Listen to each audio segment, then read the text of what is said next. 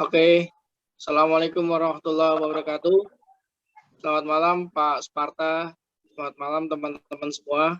Kami dari kelompok 7 yang terdiri dari saya sendiri, Arif Hidayat, kemudian dengan Lilis Lisdeni, dan satu lagi dengan Frans Herianto. Kami di sini mencoba untuk memberikan slide dan kesimpulan tentang interest rate risk kedua. Ini merupakan kelanjutan dari interest rate ke-1 ya. Di sini kami coba menerangkan pembahasan apa aja yang ada dalam bab interest rate risk 2. Yaitu pertama, di sini saya coba menjelaskan pengenalan dari bab interest rate risk 2, yaitu pembahasan tentang aritmatika dasar yang diperlukan untuk menghitung durasi suatu aset atau kewajiban. Kemudian tentang menganalisis makna ekonomi dari angka yang kami hitung untuk durasi. Angka ini yang mengukur umur rata-rata suatu aset atau kewajiban juga memiliki arti ekonomi sebagai sensitivitas tingkat bunga atau elastisitas bunga dari nilai aset atau kewajiban itu. Kemudian ukuran durasinya digunakan untuk melindungi laporan keuangan dari risiko suku bunga. Kemudian lanjutan lagi, pengenalan di bab ini adalah mengenai memeriksa beberapa masalah yang diterapkan ukuran durasi ke neraca financial institution dunia nyata. Lanjut, Lilis di slide kedua. Nah, di slide kedua ini membahas tentang market value accounting approach. Itu reflect economy reality of the true values of asset and liabilities if the FI portfolio were to be liquidated at today's securities prices rather than at the prices when the assets and liabilities were originally purchased or sold. Ini sekedar terjemahannya aja. Di sini maksudnya adalah pendekatan akuntansi nilai pasar yang mencerminkan realitas ekonomi atau nilai sebenarnya dari aset dan kewajiban. Jika portofolio FI akan dilikuidasi pada harga sekuritas hari ini daripada harga ketika aset dan kewajiban awalnya dibeli atau dijual. Jadi ini pembandingan.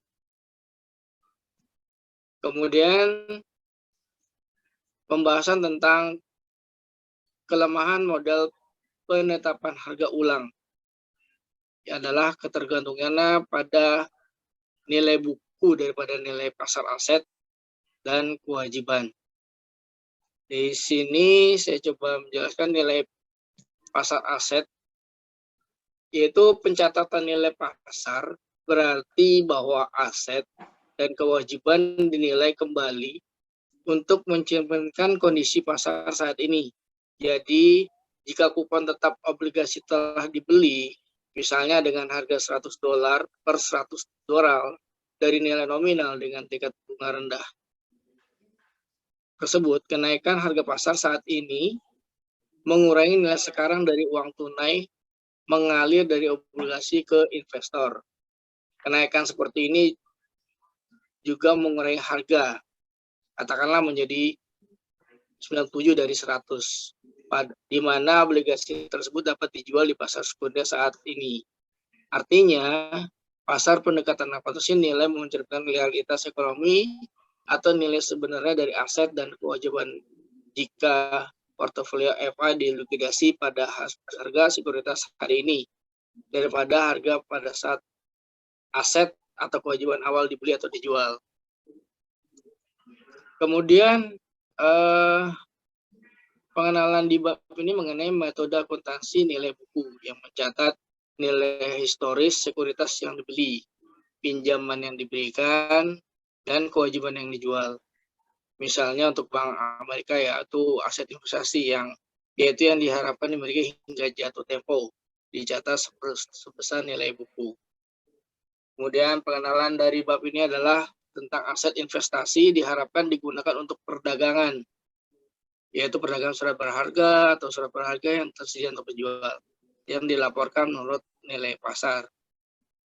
Kemudian pengenalan tentang durasi dan kesenjangan durasi adalah ukuran yang akurat, yang lebih akurat dari eksposur risiko suku bunga.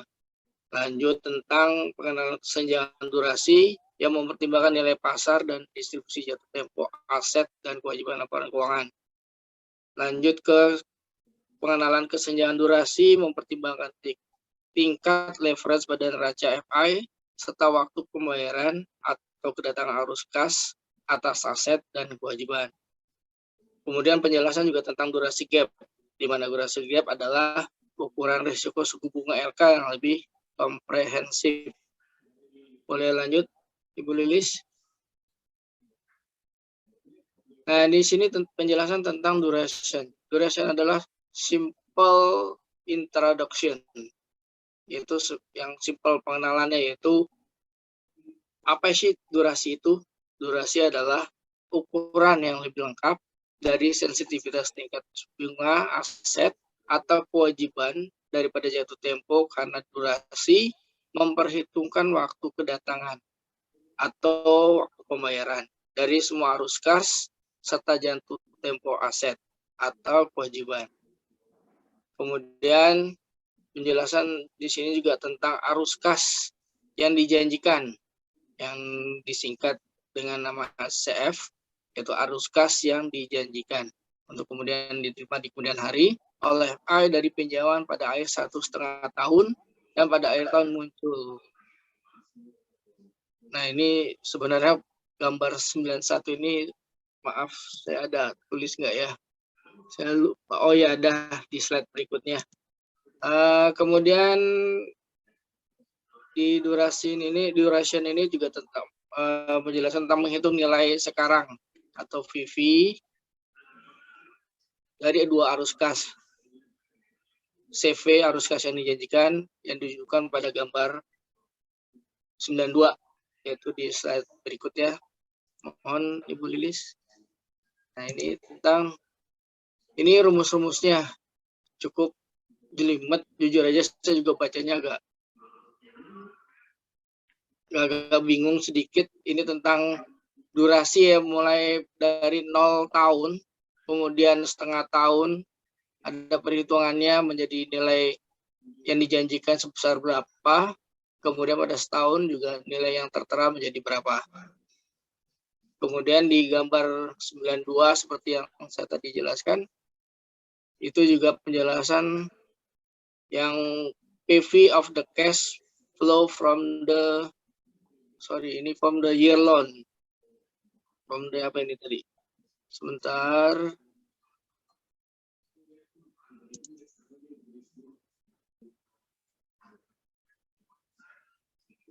Potong, sorry. Sorry Pak, sorry Liz, Frans juga saya ini kepotong selagi saya slide-nya. Boleh saya lanjut aja di slide berikutnya.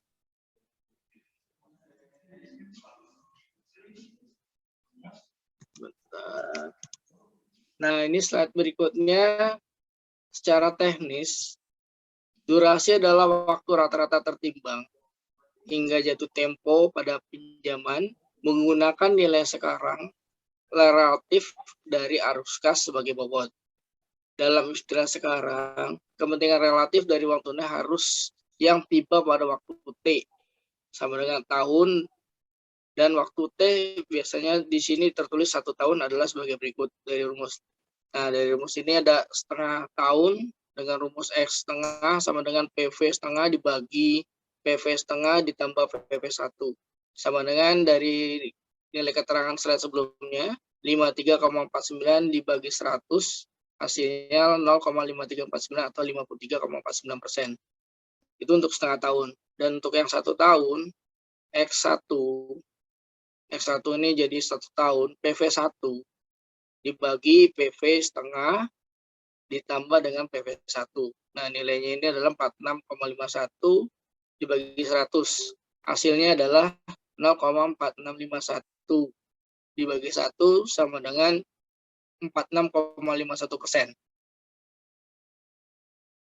Boleh lanjut di slide berikutnya, Ibu Lilis.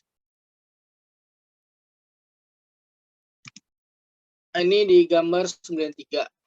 Nah, ini penjelasan tentang duration-nya ya.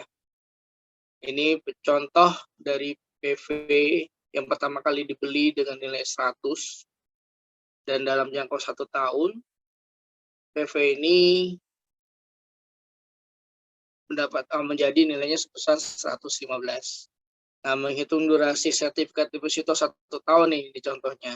Yang nilainya adalah $100 dengan bunga 15% setahun, akan menjanjikan hanya melakukan 1 kali pembayaran tunai pada dewasan di akhir tahun. Jadi pada saat di tanggal jatuh temponya. Di sini dengan contoh CF1 sama dengan 115 di tahun yang telah dijanjikan, yang merupakan pokok yang dijanjikan dari nilai 100 dan pembayaran bunga sebesar $15 pada depositan.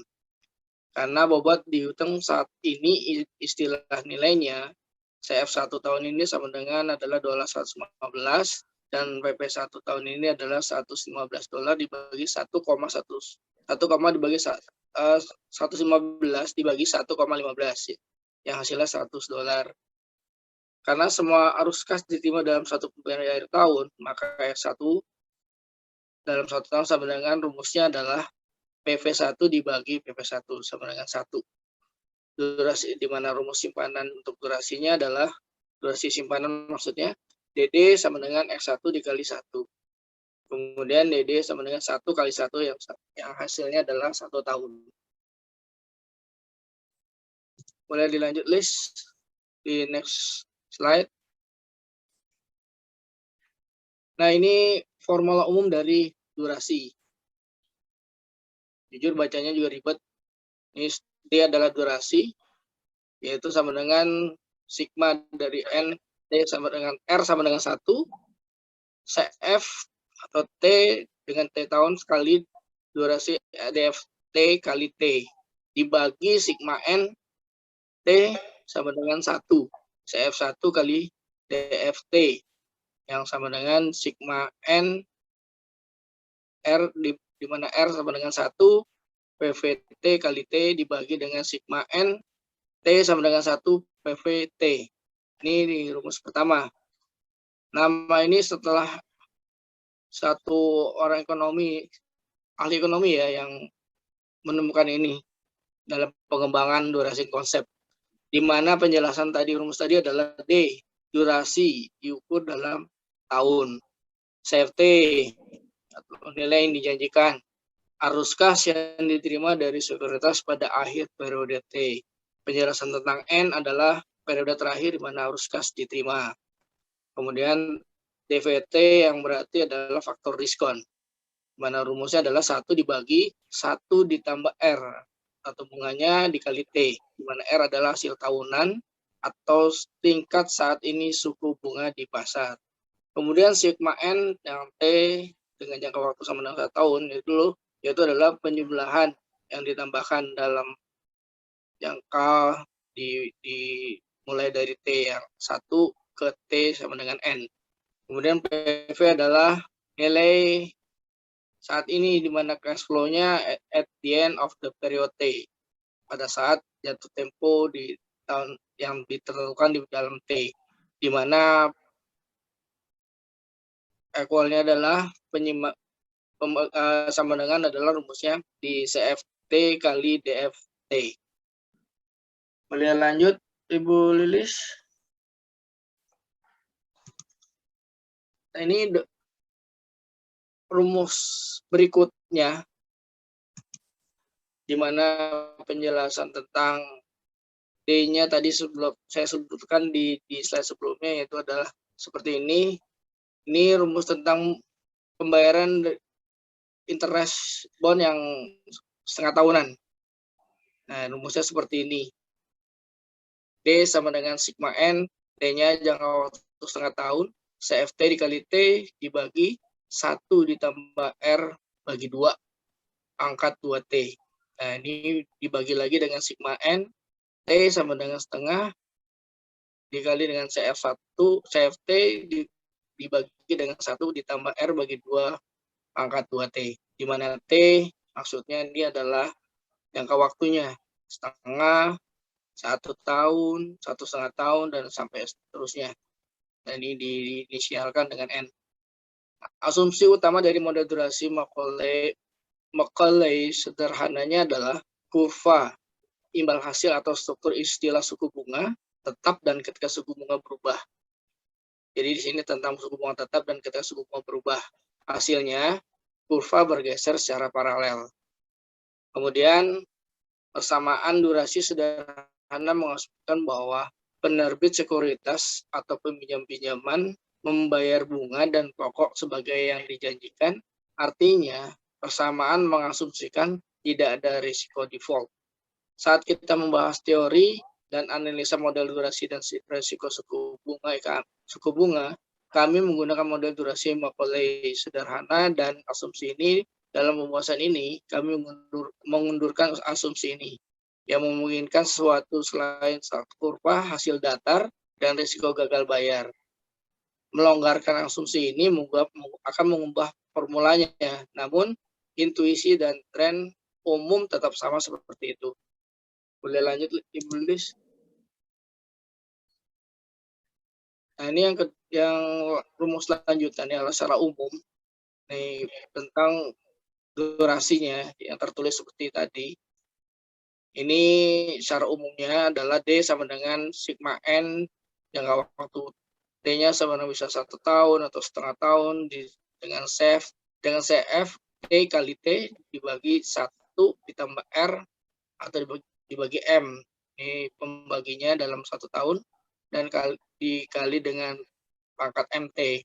Kemudian dibagi lagi sigma N, T sama dengan 1 bagi M, dikali CFT dibagi 1 tambah R bagi M, pangkat MT. Di mana M merupakan nomor dari waktu tiap tahun yang pembayaran dari bunganya. Kemudian penyebut persamaan durasi adalah nilai sekarang dari arus kas pada sekuritas yang di pasar yang efisien akan sama dengan harga pasar sewa saat ini. Kemudian pembilangnya adalah nilai sekarang dari setiap arus kas yang diterima pada keamanan dikalikan atau ditimbang dengan lamanya waktu yang dibutuhkan untuk menerima arus kas. Boleh lanjut, Ibu Lilis? Nah, di sini tentang durasi, apa itu definisinya dan fitur-fitur definisi dari durasi. Nah, definisi durasi adalah yang pertama yaitu umumnya adalah waktu rata-rata tertimbang hingga jatuh tempo pada sekuritas. Yang kedua, membahas tentang elastisitas bunga dari harga sekuritas terhadap perubahan tingkat bunga yang kecil. Yang kemudian fitur durasinya adalah 1. Durasi meningkat seiring dengan jatuh tempo sekuritas pendapatan tetap, tetapi pada tingkat penurunan. Kemudian durasi menurun seiring dengan peningkatan hasil sekuritas. Yang ketiga, durasi berkurang seiring dengan meningkatnya pembayaran kupon atau bunga. Boleh lanjut, Ibu Lilis? Nah, di sini pembahasan tentang manajemen risiko dengan durasi. Di sini dalam manajemen risiko ini, durasi adalah sama dengan jatuh tempo keamanan yang diinvestasi.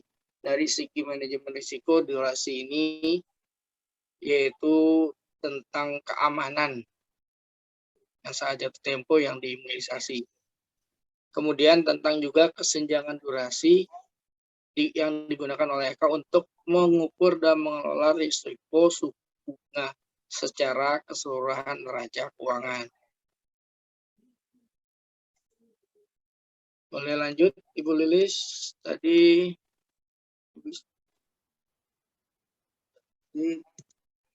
manajemen risiko, kemudian jangka waktu obligasi berbunga. Sini ada contoh satu tentang obligasi berbunga, yaitu durasi dari 6 tahun Eurobond, jangka waktu obligasi berbunga Eurobond, membayar kupon setiap tahun.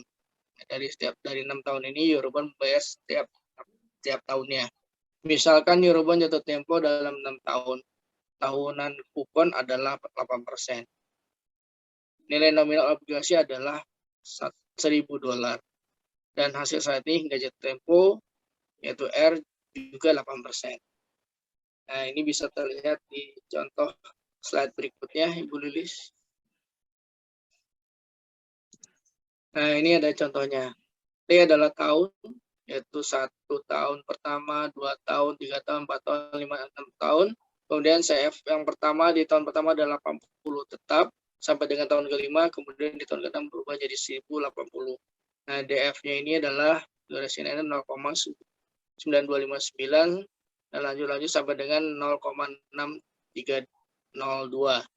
Kemudian CFT dikali dengan DFT hasilnya adalah 74,07 untuk yang tahun pertama, selanjutnya sampai dengan terakhir di tahun ke-6 680,58. Nah, kemudian di kolom berikutnya CFT dikalikan DFT dikali T.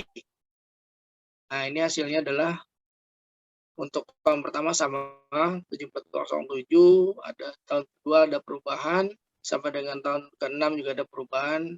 Terakhir nilainya di tahun ke-6 4083,48. Total CFT kali DFT itu adalah 1000 dan total CFT kali DFT kali T adalah 4092,71. Nah, durasinya adalah 4092,71 dibagi dengan 1000 hasilnya adalah 4993 dalam tahun ya. Nah, kolom 1 ini menjelaskan daftar periode waktu. Periode waktu yang tadi saya sebutkan adalah tahun, di mana arus kas CF diterima. Kemudian di kolom 2 yang CFT itu adalah mencantumkan CF diterima dalam jangka waktu T. Terus kolom ketiga mencantumkan faktor diskon yang digunakan untuk mengkonversi ini harusnya nilai masa depan menjadi nilai sekarang. Kemudian kolom 4 adalah nilai sekarang dari CF yang diterima pada setiap periode T, di mana kolom ini adalah kolom 2 dikali dengan kolom 3. Kemudian jumlah kolom 4 adalah nilai sekarang dari ikatan penyebut persamaan durasi. Kolom 5 adalah nilai sekarang dari CF yang diterima setiap periode kali waktu yang dibutuhkan untuk menerima CF. Kolom 4 kali kolom 1. Nah, di kolom 5, jumlah kolom 5 adalah nilai sekarang tertimbang waktu dari obligasi, pembilang persamaan durasi. Boleh lanjut, Ibu Lilis? Nah, ini rumus berikutnya. Nah, durasi 2 tahun. Treasury di Amerika ya kan, dengan bond 8 kupon persen, 8 kupon persen dan 12% menghasilkan.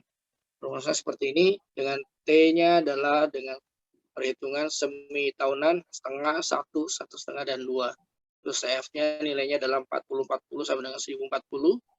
DFT-nya adalah 0,9434, 0,59, 0,8396, 0,7921. Kemudian CFT dikali DF1, DFT adalah 3774, 3560, 33,58, 82,78. Dan hasil perkalian dari CFT kali DFT kali T adalah 18,87, 35,60, 50,37, terakhir 1647,56. Total dari CFT kali DFT adalah 920,70, sementara total dari CFT kali DFT kali T adalah 1752,40. Nah, durasinya adalah 1752,40 dibagi dengan 930,70. Hasilnya adalah 1,883 years. Kita lanjut di kolom, di slide berikutnya. Ini juga hanya perubahan aja. Yang tadinya kuponnya adalah 8, nah sementara sekarang adalah kuponnya 6. Sementara persen yang dihasilkan tetap di 12%. Hasil total keseluruhannya adalah dengan durasi 1.710.34 dibagi 896.05 sama dengan 1.1909 years. Berikut juga dengan, sorry Ibu Lilis, boleh lanjut dengan slide ke-17. Nah, ini juga sama, perbedaannya adalah dari slide yang pertama tadi yang kuponnya 8, kupon persennya, kemudian yang menghasilkan adalah pertama itu 16%, di sini dirubah menjadi 16%. Hasilnya seperti tampak dalam slide, yaitu total CFT kali DFT adalah 867,51, sementara CFT kali DFT kali T adalah 1629,30. Durasinya adalah 1629,30, 867 dibagi dengan 867,51, hasilnya 1.878 years. Ini contoh-contoh dari durasi yang dilakukan di Treasury AS bond dengan 8 kupon persen dan 16% menghasilkan. Nah, ini slide penjelasan saya. Yang di 18 adalah durasi 1 tahun di US Treasury Bonds dengan kupon 8% dan 12% menghasilkan. Ini penjelasan dari slide, hanya 2 dari T-nya itu setengah dan 1 tahun, CFT-nya 40 dan 140, DFT-nya 0,9434 dan 0,8900, kemudian CFT kali DFT-nya 37,74 dan 925,60. Total CFT kali DFT 93,34. Kemudian CFT kali DFT kali T itu di setengah tahun pertama 18,87 dan di akhir tahun pertama di 925,60. Total CFT kali DFT kali T adalah 944,47. Durasinya yang dihasilkan dari kupon 8% ini dengan 12% menghasilkan adalah D sama dengan 944,47 dibagi 963,34 sama dengan 0,980 year. Oke, selanjutnya, slide selanjutnya akan diterangkan dan dibacakan oleh teman kami, Frans Herianto. Silakan, Frans. Oke, makasih. Ya, selamat malam, teman-teman. Aku ambil cas dulu nih, baterai mau habis. Aku lanjut aja, lanjut. Ya, selamat malam teman-teman. Ya, malam Pak Frans. Kita lanjut lagi slide berikutnya, itu slide 19. Durasi obligasi tanpa kupon. Departemen Keuangan AS telah menciptakan obligasi tanpa kupon yang memungkinkan perusahaan sekuritas dan investor lain untuk menghapus kupon individu dan pokok dari treasury, biasanya obligasi, dan menjualnya kepada investor sebagai sekuritas terpisah. Di pasar obligasi koperasi telah menerbitkan obligasi diskon atau tanpa kupon secara langsung, T-bills, dan kertas komersial AS, biasanya diterbitkan dengan dasar diskon dan adalah contoh tambahan dari obligasi diskon.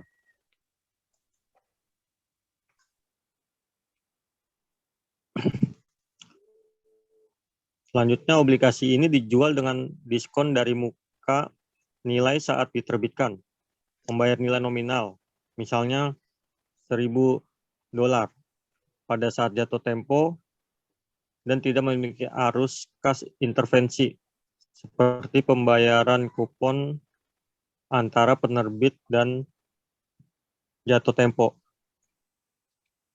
Sekarang harga yang sedia dibayar investor untuk obligasi semacam itu sama dengan nilai sekarang dari pembayaran tunggal. Tetap nilai nominal atas obligasi yang diterima pada saat jatuh tempo. Di sini $1.000 atau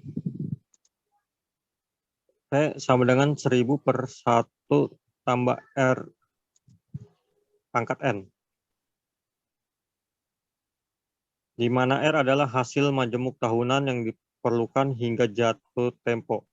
N adalah angkanya tahun hingga jatuh tempo, dan P adalah harga.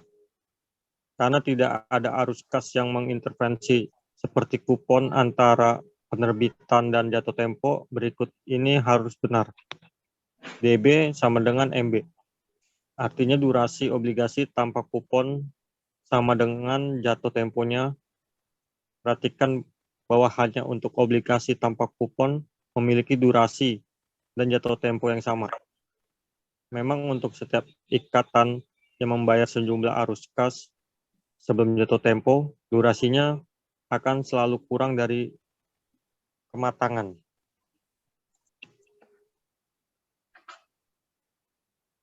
Sebuah obligasi konsol membayar kupon tetap setiap tahun. Fitur baru dari ikatan ini adalah bahwa itu tidak pernah matang, yaitu adalah kekekalan. MC sama dengan tak terhingga. Sementara kematangannya secara teoritis tak terhingga, rumus durasi ikatan konsol adalah DC sama dengan 1 plus 1, di mana R adalah hasil yang diperlukan hingga jatuh tempo. Misalkan kurva hasil menyiratkan. R sama dengan 5% per tahun, maka durasi obligasi konsol adalah DC sama dengan 1 plus 1 per 0,05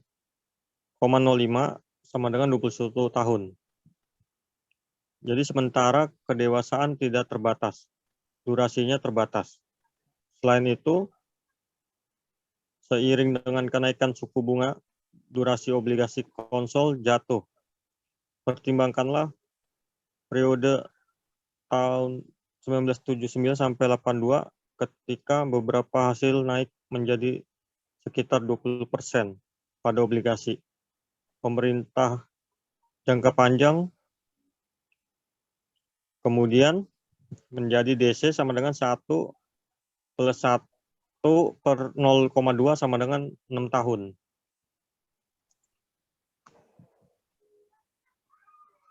Fitur durasi.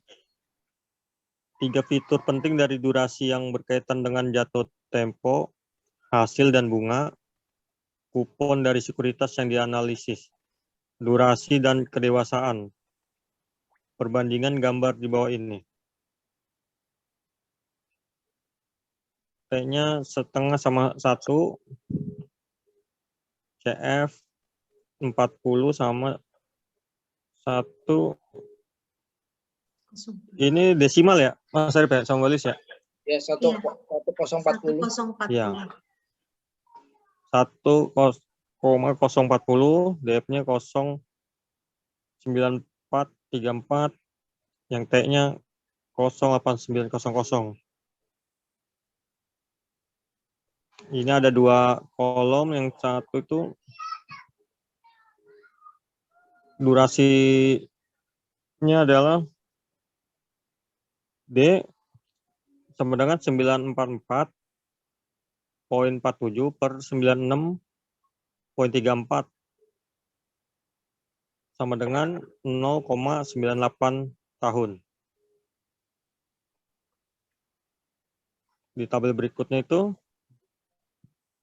D sama dengan 1.754,40 per 930 per 70 sama dengan 1,883 tahun. Ini hasil perkalian dari CF kali DF. Tabel ketiga sama hasil dari perkalian CF kali DF itu durasinya 2.442,40 per 900,1,65 sama dengan 2.709 tahun. menunjukkan bahwa durasi meningkat dengan jatuh tempo aset atau kewajiban pendapatan tetap, tetapi pada tingkat yang menurun.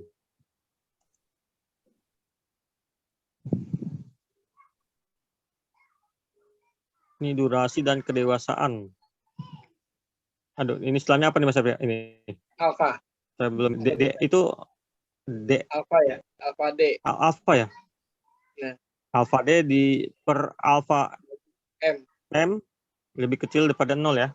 Lebih besar dari 0. Lebih besar pada 0. Kemudian Alfa kuadrat D per alfa M kuadrat lebih kecil daripada 0.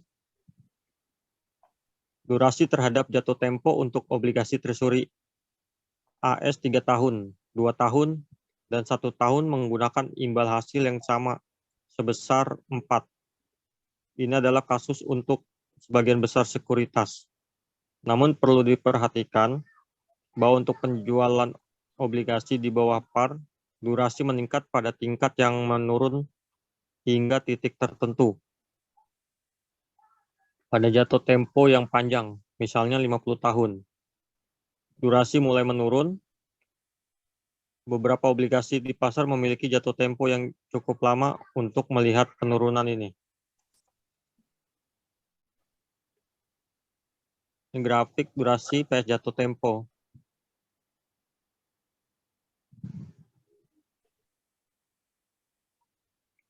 Di mana 12% untuk ketiganya dan dengan asumsi kupon tahunan sebesar 8%.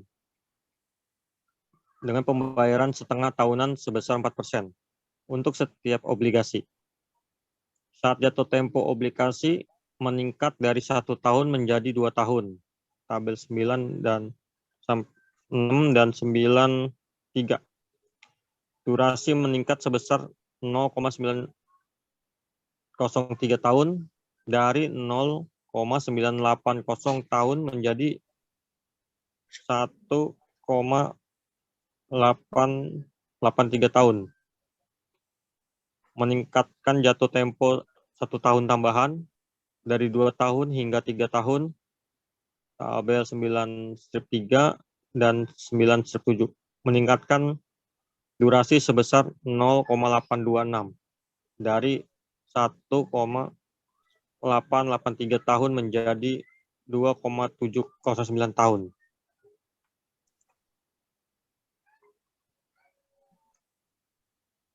Durasi dan hasil. Alfa D per alfa R lebih kecil daripada 0. Durasi menurun seiring dengan hasil meningkat. Karena imbal hasil, obligasi treasury meningkat dari 12% menjadi 16%. Durasi obligasi berkurang dari 1,883 tahun menjadi 1,878 tahun. Ini masuk akal secara intuitif karena hasil yang lebih tinggi mendiskontokan arus kas, kemudian lebih berat dan kepentingan relatif atau bobot dari arus kas kemudian menurun ketika dibandingkan dengan arus kas sebelumnya atas suatu aset atau liabilitas.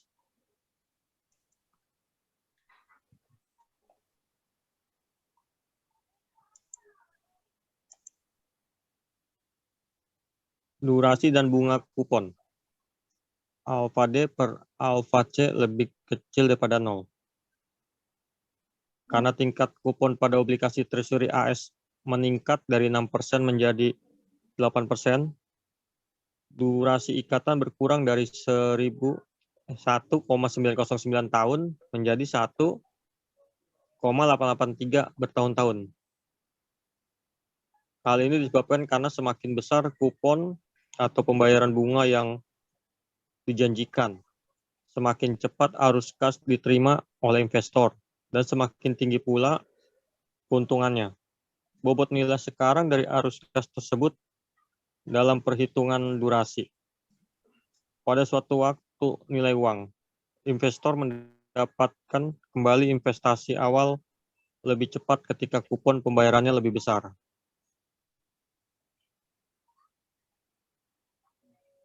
Ya, tolong balik slide berikutnya.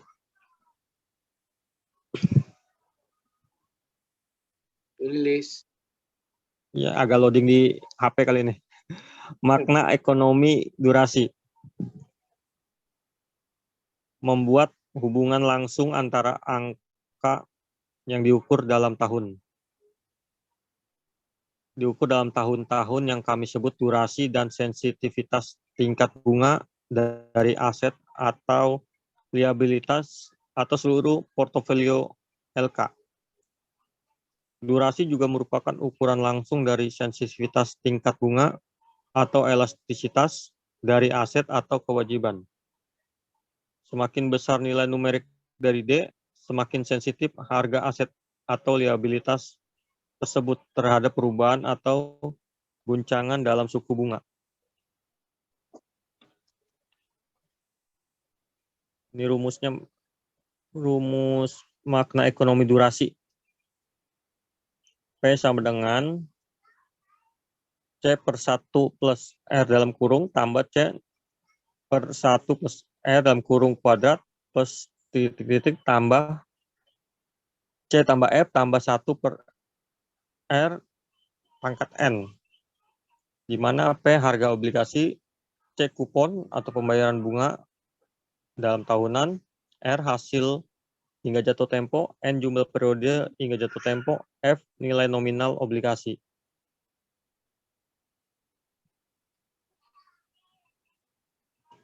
Ikut ya, Mbak.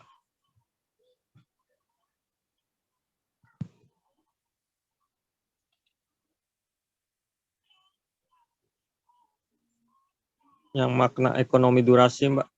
Yang kedua. Ini udah sama, ini dalam makna ekonomi Udah. durasi juga lanjutan jelasannya. Yang Iya, yang bagaimana jelasan. Oh iya, sorry.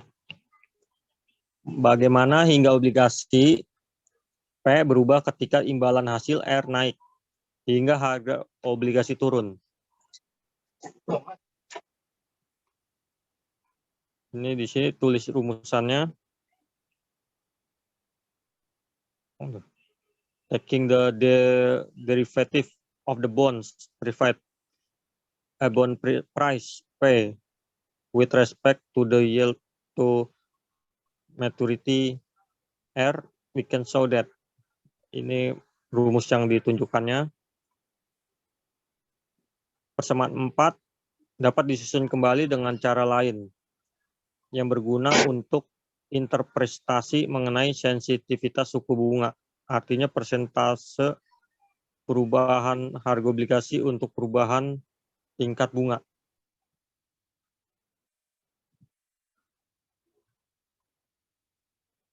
Delta P per P sama dengan min D dalam kurung delta R per 1 plus R persamaan 5. Menunjukkan bahwa untuk perubahan kecil dalam suku bunga, harga obligasi bergerak masuk suatu gaya berbanding terbalik menurut ukuran D. Jelaslah untuk sembarang perubahan suku bunga, sekuritas durasi panjang menderita kerugian. Menderita kerugian modal yang lebih besar atau menerima keuntungan modal yang lebih tinggi jika suku bunga naik atau turun daripada durasi pendek sekuritas. Implikasinya, keuntungan dan kerugian dalam mode durasi adalah simetris. Artinya, jika kita mengulang contoh di atas, tetapi membiarkan suku bunga turun 1 basis poin setiap tahun atau setengah basis poin setiap semester, persentase peningkatan dalam harga obligasi delta P per P akan sebanding dengan D. Selanjutnya, modal keuntungan akan menjadi bayangan cermin dari kerugian modal untuk peningkatan atau kecil yang sama dalam suku bunga.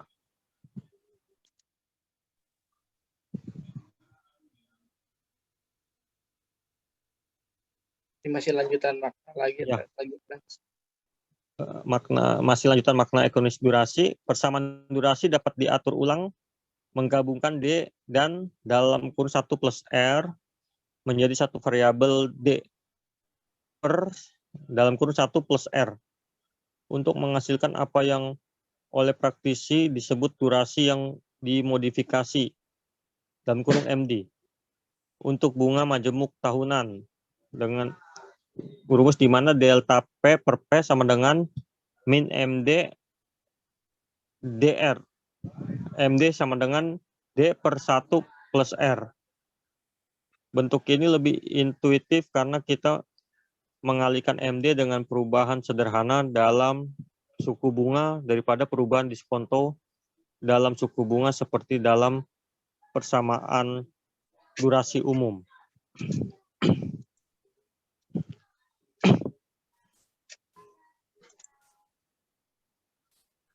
Oke, Pak Pran, selanjutnya. Iya. Oke, selanjutnya. Ya, makasih Pak Frans. Oke, saya akan melanjutkan presentasi tentang Interris 2 ini. Saya akan melanjutkan apa yang telah Pak Frans sampaikan, yaitu tentang makna ekonomi durasi. Bahwa durasi adalah ukuran presentasi perubahan harga sekuritas untuk 1% perubahan dalam pengembalian keamanan. Durasi dolar adalah dolar perubahan nilai dalam harga sekuritas menjadi perubahan 1% dalam pengembalian keamanan. Durasi dolar didefinisikan sebagai durasi yang dimodifikasi dikalikan dengan harga dari sebuah keamanan. Dengan rumus durasi dolar sama dengan MD dikali P.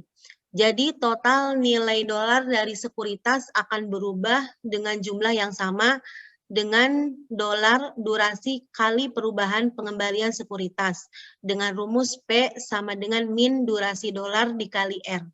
Seperti durasi yang dimodifikasi, durasi dolar secara intuitif menarik karena kami kalikan durasi dolar dengan perubahan tingkat bunganya untuk mendapatkan yang sebenarnya perubahan dolar dalam nilai sekuritas yang menjadi perubahan suku bunga.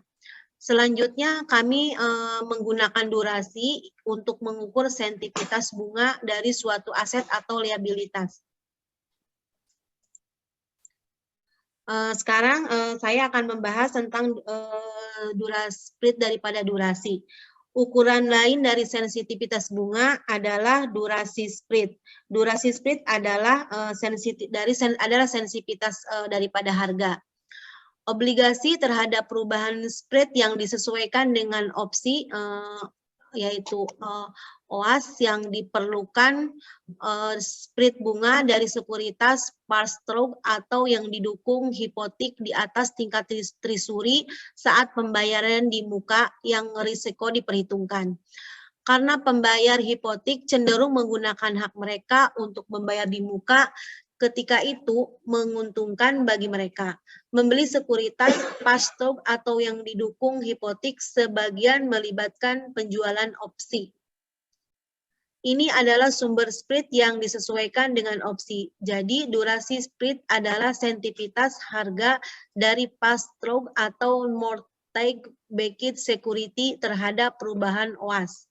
Perubahan OAS dari pass-through atau sekuritas yang didukung hipotek tidak mempengaruhi arus kas yang dibayarkan sekuritas.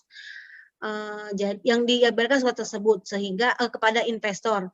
Dengan demikian, durasi spread adalah dampak dari arus kas pada berbagai tingkatan bunga. Di sini akan membahas tentang obligasi kupon tahunan, di mana untuk kewajiban pendapatan tetap yang membayar bunga diterima setengah tahun atau lebih sering dari setahun. Rumus persamaan 5 agak dimodifikasi untuk pembayaran setengah tahunan. Presentasi perubahan harga obligasi untuk perubahan suku bunga adalah dengan rumus sebagai berikut. Perubahan P per P sama dengan delta sama dengan D dalam kurung perubahan R dibagi 1 ditambah setengah R.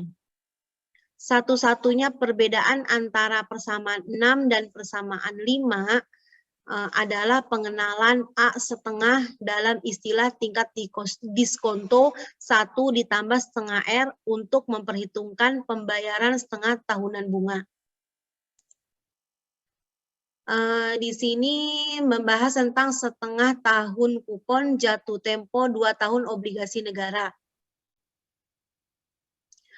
Obligasi T 2 tahun dengan kupon setengah tahun,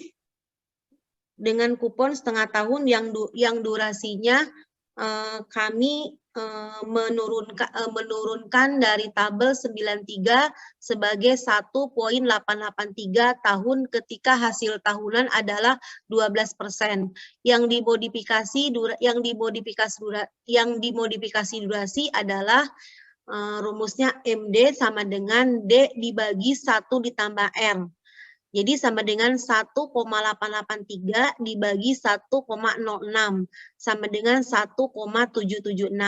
Artinya harga obligasi akan naik sebesar 1,776% untuk penurunan 1% dalam tingkat bunga obligasi. Selanjutnya durasi dolar adalah 1,776 dikali 930,70 US dollar, yaitu 1,653, atau perubahan 1% atau 100 basis poin dalam pengembalian obligasi akan menghasilkan perubahan sebesar 16,53 dolar dalam harga obligasi. Dengan demikian, kenaikan suku bunga atau basis poin akan memiliki efek yang diprediksi sebagai berikut. Pada harga perubahan P sama dengan P sama dibagi P, yaitu negatif 1,883 dikalikan 0,001 dibagi 1,06 dengan hasilnya negatif 0,00017776. Sekarang membahas tentang durasi dan risiko suku bunga. Untuk lembaga keuangan, relevansi utama durasi adalah sebagai ukuran untuk mengelola eksposur risiko suku bunga. Peran durasi dalam memungkinkan LK untuk mengurangi dan bahkan menghilangkan risiko suku bunga pada saldonya lembar atau beberapa bagian dari neraca itu. Ketiga, mempertimbangkan dua contoh bagaimana LK dapat menggunakan ukuran durasi untuk mengelola risiko suku bunga. Pertama adalah penggunaannya oleh perusahaan asuransi dan pengelola dana pensiun untuk membantu memenuhi pembayaran arus kas yang dijanjikan kepada pemegang polis atau penerima manfaat pada waktu tertentu dalam jangka waktu tertentu. Yang kedua adalah penggunaannya untuk mengurangi atau mengimunisasi seluruh neraca F1 terhadap risiko suku bunga. Manajemen risiko durasi dan suku bunga pada keamanan tunggal. Misalkan kita pada tahun 2019 dan perusahaan asuransi harus melakukan pembayaran yang dijamin kepada pemegang polis dalam 5 tahun yaitu 2024. Untuk mempermudah, kami berasumsi bahwa target ini pembayaran yang dijamin adalah sebesar 1,469 US dollar. Pembayaran polis lamsam pada saat pensiun setara dengan investasi sebesar 1.000 dolar pada tingkat bunga majemuk tahunan sebesar 8% selama 5 bertahun-tahun. Tentu saja secara realistis pembayaran ini akan jauh lebih besar, tetapi prinsip-prinsip yang mendasari contoh tidak berubah dengan menaikkan atau menurunkan jumlah pembayaran.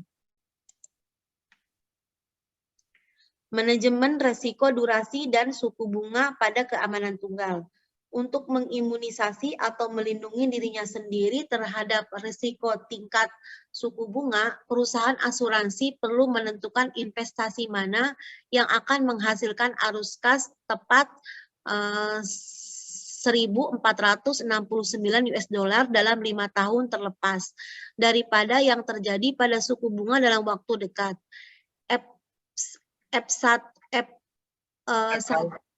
FY ya? OFI berinvestasi baik dalam obligasi tanpa kupon yang jatuh tempo 5 tahun dan durasinya atau dalam kupon obligasi dengan durasi 5 tahun akan menghasilkan arus kas sebesar 1.469 US dollar dalam 5 tahun. Tidak peduli apa yang terjadi dengan suku bunga dalam jangka waktu dekat. Jadi dari penjelasan ini berarti tidak ada perubahan pada saat 5 tahun ke depan. Selanjutnya kami mempertimbangkan 2 strategi, yaitu pertama membeli obligasi berdiskon dalam jatuh tempo 5 tahun dan membeli obligasi kupon berdurasi 5 tahun. Manajemen resiko, durasi dan sekarang beli obligasi diskon jatuh tempo dalam 5 tahun.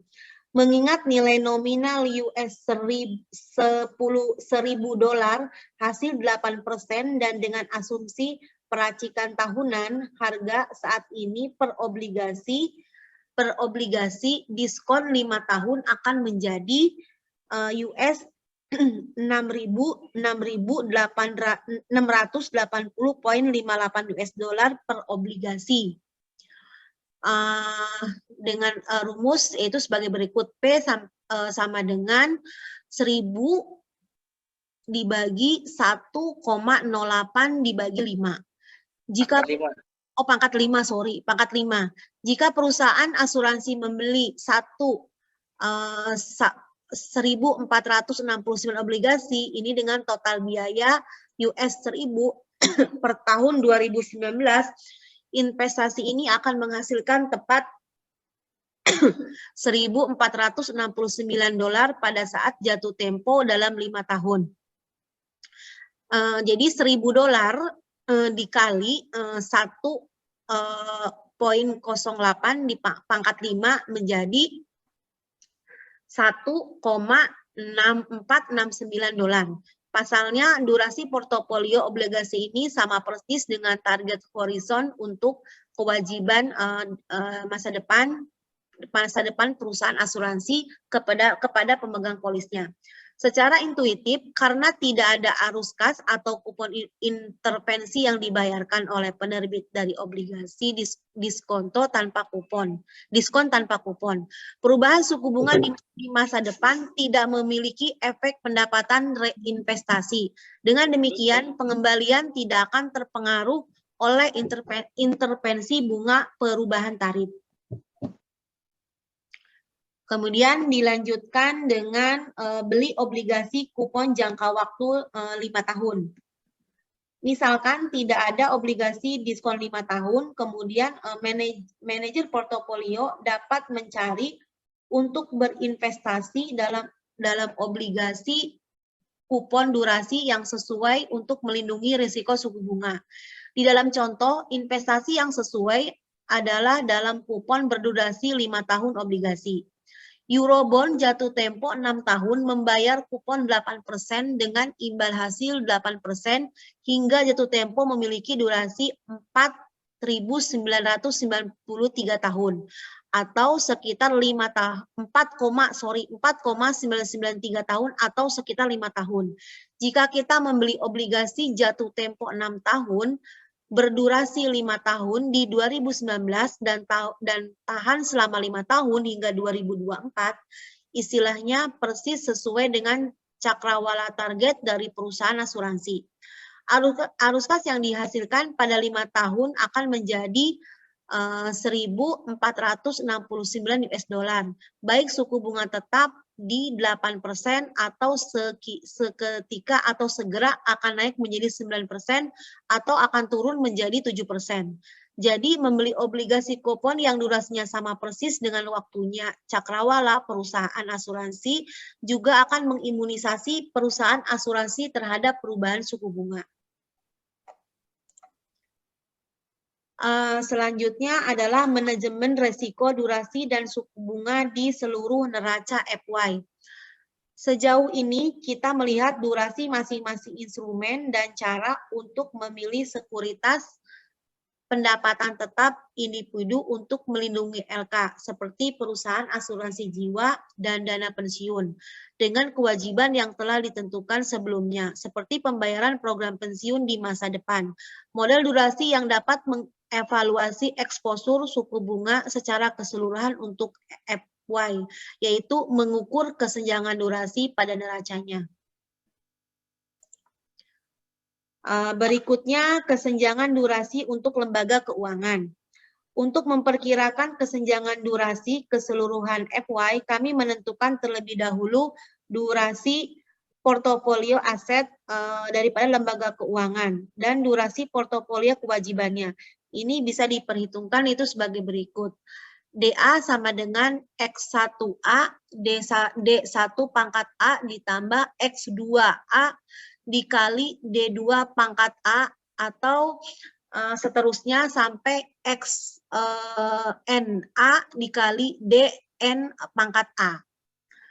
Di mana DL itu sama dengan X1L dikali D1 pangkat 1 ditambah X2L dikali D2 pangkat 1 ditambah seterusnya sampai itu XN 1 dikali DN pangkat L. X1 ditambah X1Z ditambah X2Z ditambah seterusnya sampai XN berapa sama dengan 1 NZ sama dengan A kali L.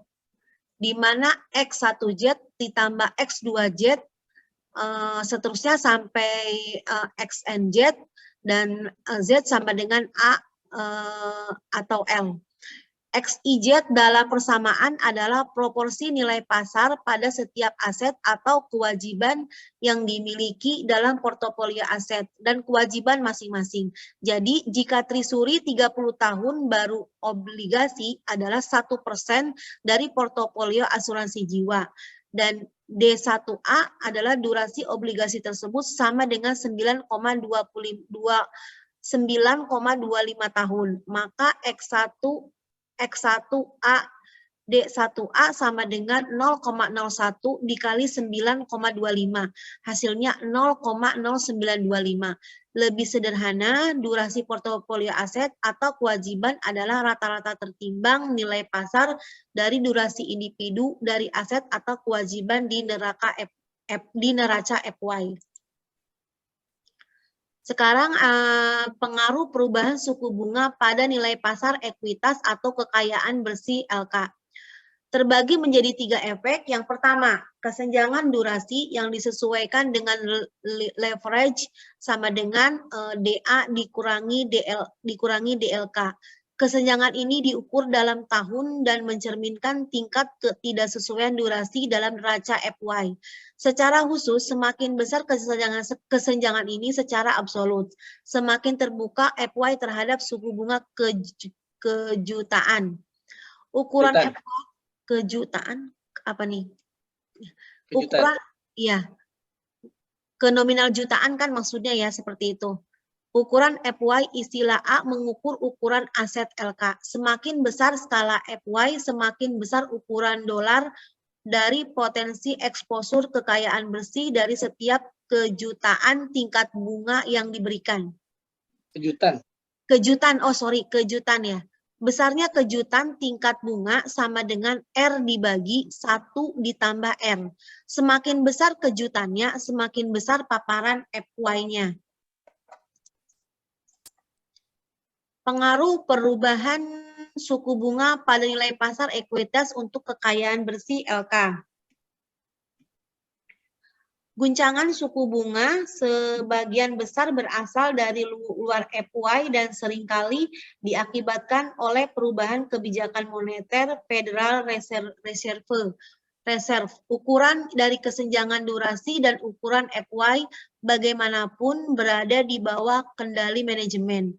Kotak perspektif industri melaporkan kesenjangan durasi dan perkiraan perubahan dalam nilai ekuitas untuk 3 lembaga keuangan selama kuartal pertama tahun 2015. Kesenjangan durasi MI rata-rata 0,2 bulan tetapi berkisar antara negatif 0,5 bulan dan 1,1 bulan. Jeda durasi predimak rata-rata 0,1 bulan dan berkisar antara negatif 0,3 bulan dan 0,8 bulan. Bahkan fluktuasi kecil ini mengekspos Penny dan Predimac masing-masing sebanyak US 100 juta dan 250 juta US dollar dalam ekuitas. Sekarang yaitu tentang imunisasi dan pertimbangan regulasi. Regulator secara berkala akan memantau solvabilitas atau posisi daripada LK. Regulator akan menetapkan rasio target minimum untuk modal LK. Imunisasi terhadap perubahan rasio modal, perubahan E dibagi A karena bunga tingkat risiko daripada perubahan tingkat modal atau perubahan E. Imunisasi E terhadap risiko bunga tidak dapat menghasilkan strategi manajemen yang sama dengan imunisasi E dibagi dengan A. Menyusun raca sehingga kesenjangan durasi yang disesuaikan dengan leverage adalah 0. Kesulitan dalam menerapkan model durasi. Yang pertama, kesulitannya bahwa kritikus model durasi sering mengklaim bahwa sulit untuk ditetapkan dalam situasi dunia nyata. Namun ukuran durasi dan strategi imunisasi berguna dalam sebagian besar situasi dunia nyata, bahkan model yang digunakan oleh Bank for International. Yang kedua, kesulitannya bahwa penyelesaian untuk memantau pengembalian risiko suku bunga bank sangat didasarkan pada durasi model. Pada bagian ini, kita melihat berbagai kritik terhadap model durasi dan mendiskusikan cara-cara yang akan dilakukan oleh manajer FY dalam prakteknya. Sekarang, pencocokan durasi bisa menjadi mahal.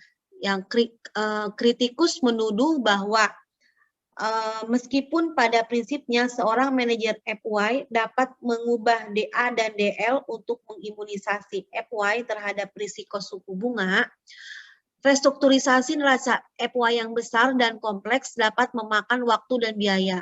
Sementara argumen ini mungkin benar secara historis.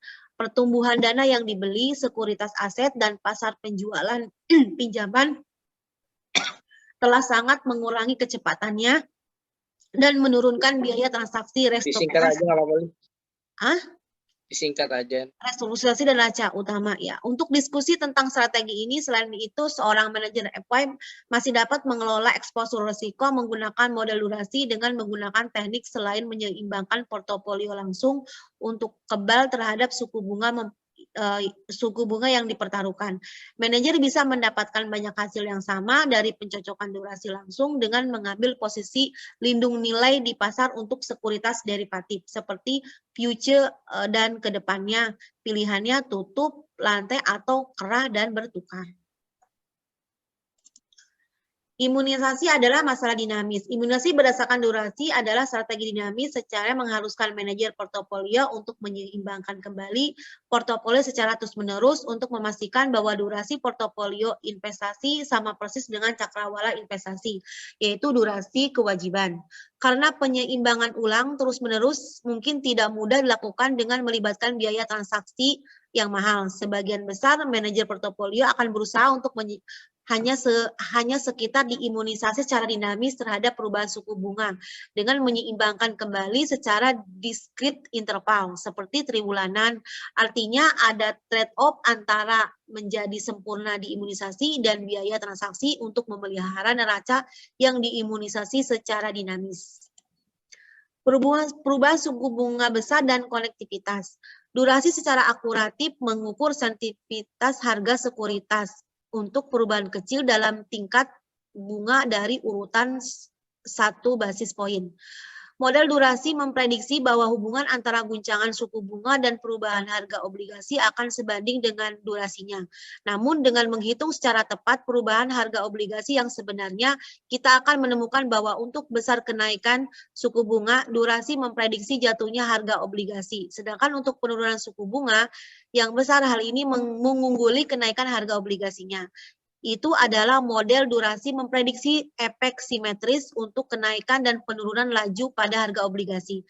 Pada kenyataannya, untuk kenaikan tarif, efek kehilangan modal cenderung lebih kecil daripada capital gain effect untuk penurunan rate. Ini hasilnya dari hubungan harga hasil obligasi yang menunjukkan sifat yang disebut konveksitas dari linearitas seperti yang diasumsikan oleh model durasi dasar.